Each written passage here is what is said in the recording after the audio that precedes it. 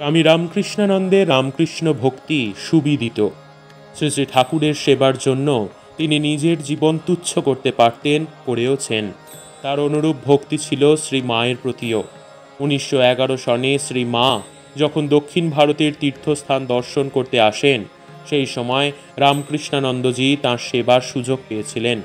কিসে শ্রী মা স্বচ্ছন্দ বোধ করেন, কিসে তিনি আনন্দে থাকেন, সব দিকে ছিল স্বামী রামকৃষ্ণানন্দের অতন্দ্র প্রয়াস।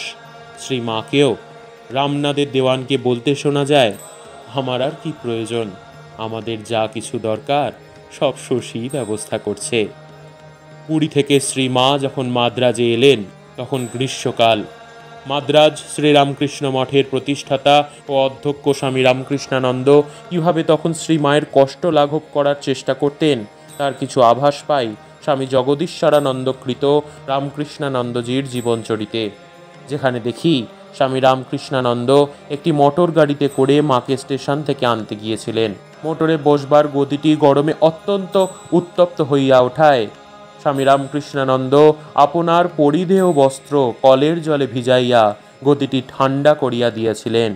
তিনি মায়ের মধ্যে ঠাকুরকে দেখতে পাইতেন, তাই ঠাকুরের মতোই মায়ের সেবা করতেন।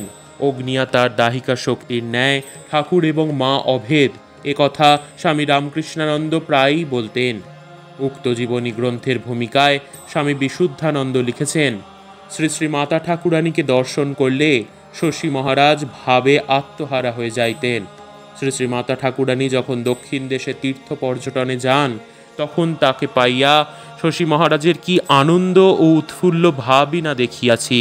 শ্রী শ্রী মার যাহাতে বিন্দুমাত্র কষ্ট বা অসুবিধা না হয়, সেজন্য শশী মহারাজ স্বীয় দেহ মনের সমগ্র শক্তি একীভূত করে সেবায় নিযুক্ত করিয়াছিলেন।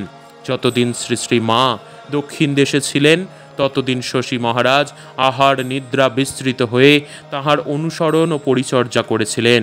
তাহার সেবার যে এরূপ সুবর্ণ সুযোগ লাভ করিয়াছেন, এজন্য শশী মহারাজ নিজেকে মহা সৌভাগ্যবান মনে করতেন। তাহার দৃঢ় বিশ্বাস ছিল, শ্রী শ্রী মার দক্ষিণ দেশে ভ্রমণ উপলক্ষে উক্ত দেশবাসী বহু লোকের অশেষ কল্যাণ সাধিত হইবে।